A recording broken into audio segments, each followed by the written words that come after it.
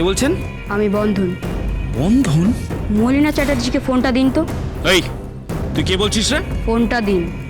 এ দিদি, তোর ফোন।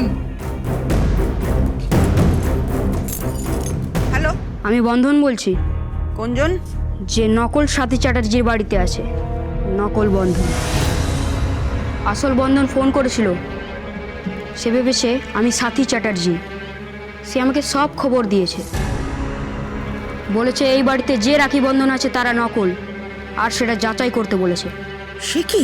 হ্যাঁ, আসল রাখি বন্ধনকে বাড়ি থেকে দূরে রাখুন, যতক্ষণ না প্রমাণ হচ্ছে আমরাই সত্যিকারের রাখি বন্ধন। বুঝতে পেরেছেন? হ্যাঁ হ্যাঁ, সব বুঝেছি। ঠিক আছে, তুই নিশ্চিন্ত থাক, চুপচাপ থাক, আমি দেখছি।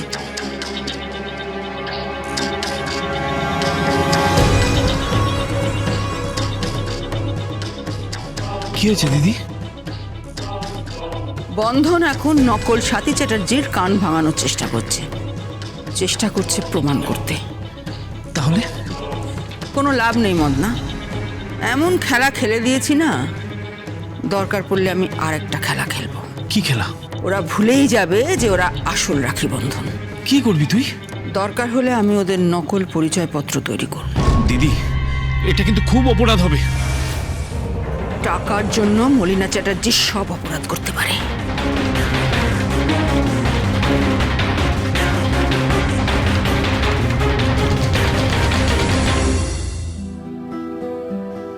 দাদা,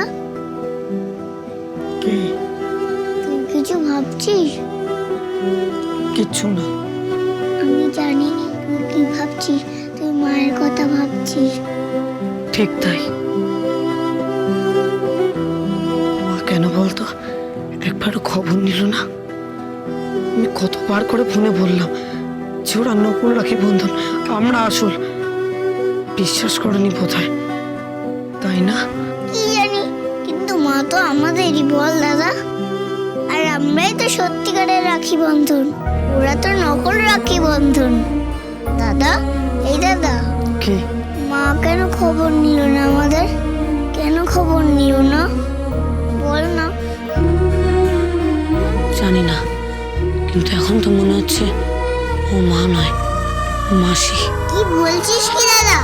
হ্যাঁ রে বোন, আমি যখন নারায়ণপুরের জমিদার বাড়িতে পৌঁছাই তখন রাত হয়ে গিয়েছিল, আর সেখানে গিয়ে দেখি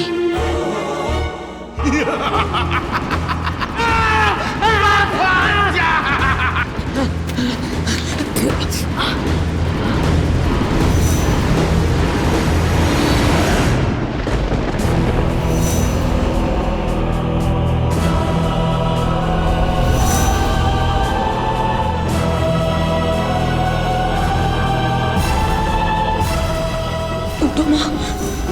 সেই প্রথম দেখেছিলাম মাকে আর মাসিকে একসঙ্গে। দাদা,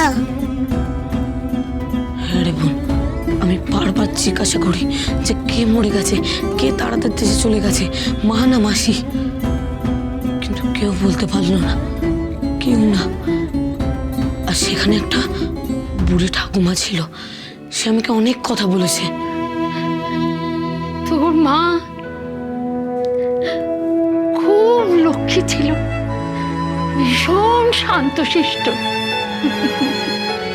আর উত্তরাটা না ভীষণ দস্যি ছিল, এই গাছে উঠছে তো এই জলে ঝাঁপাচ্ছে।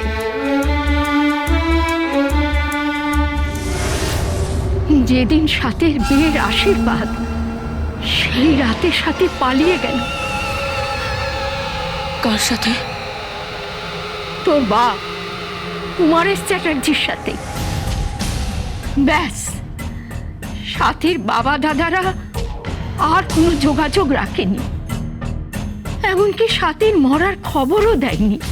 তারপর জানিস, সেই রাত্রিবেলা আমি ঘুমিয়েছিলাম, হঠাৎ মনে হলো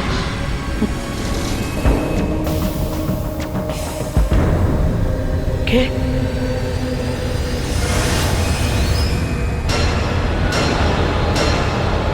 আমি উঠে বসলাম, মা!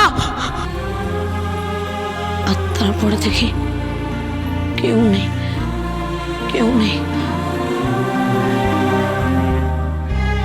তাহলে তাহলে মা কে ছিল? তাহলে মা তো তারাদের দেশেই আছে। এটা সত্যি মা নয়? জানি না, তবে এটুকুনি জানি এই সব প্রশ্নের উত্তর একমাত্র এই মাই দিতে পারবে, আর কেউ নয়, কেউ নয়।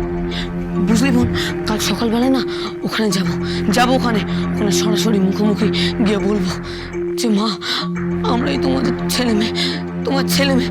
কি হলো, চিনতে পারছো না মা? চিনতে পারছো না? তাহলে কি তুমি সত্যি সাথী নও, আমাদের মা নও? তুমি কি উত্তরা? দাদা যাবি তো?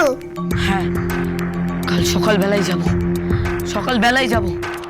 ছাড়বো না, আমি কিছুতেই ছাড়বো না। আমি কাল সকালবেলায় যাব, খোকনদার থেকে দুধ নেব আর শাটার থেকে পেপারটা নিয়ে ওই বাড়িতে গিয়ে দিয়ে আসবো, আর সেখানে দেখা করবো মায়ের সঙ্গে। আমি মায়ের কাছে যেতে চাই দাদা, আমি মায়ের কাছে যাবো। নিশ্চয়ই যাবি, নিশ্চয়ই যাবি।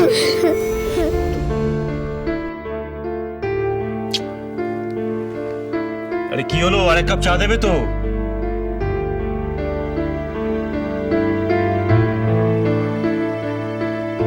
এই নাও, এটাই লাস্ট কাপ। আমি কিন্তু এরপর আর চা করতে পারবো না। সকাল থেকে কতবার চা খেয়েছো জানো?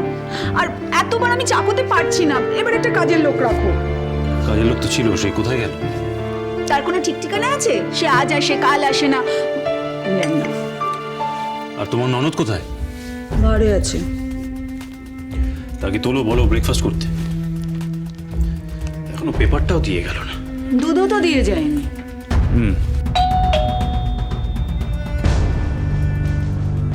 দেখো তো কে এসছে।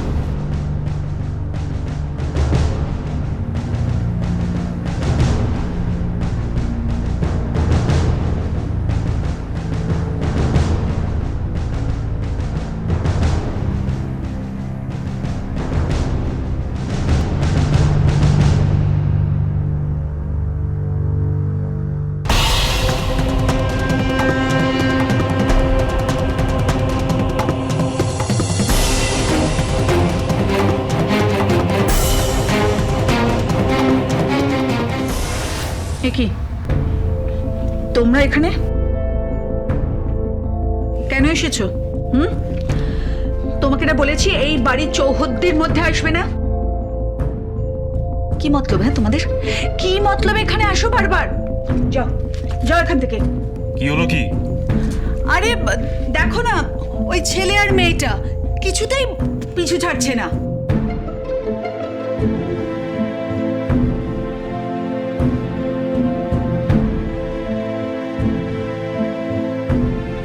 সত্যি তো?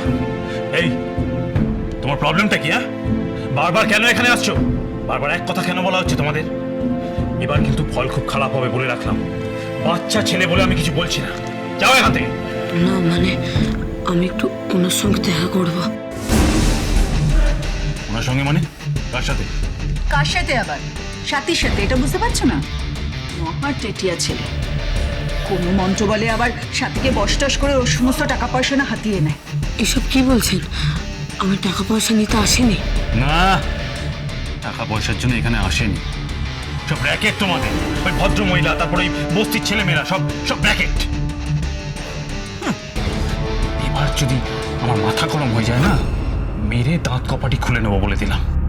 মানুষ তো, দিন না, এক কাপ দেখা করতে দিন না।